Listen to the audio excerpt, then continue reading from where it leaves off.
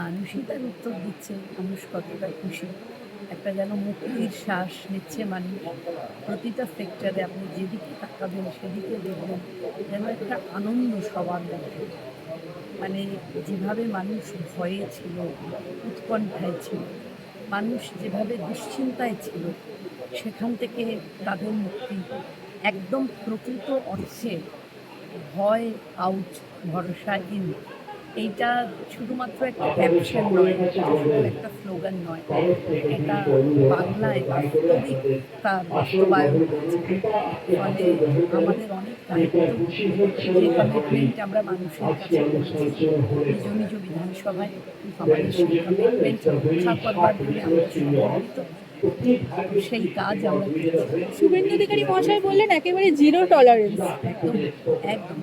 এবং মাননীয় মুখ্যমন্ত্রী যে বার্তা দিয়েছেন, আমরা সেই বার্তাকে সামনে রেখে আমাদের বিধানসভায় পথ চলা। আমার বিধানসভা যাদবপুর, আমি সেখানে একেবারে অন্যায়ের সঙ্গে কোনো আপোষ করবো না, কাউকে করতে দেব না, নিজেও করবো না, কাউকে করতেও দেবো না।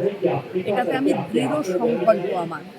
আমি যেখানে শুনছি কোনো রকম দুর্নীতি, কোনো রকম অন্যায়, আমি সেটার একদম প্রতিবাদে সোচ্চার হচ্ছি। এবং আমার যে টিম আমার সঙ্গে কাজ করছেন তারাও ভীষণভাবে সহমত।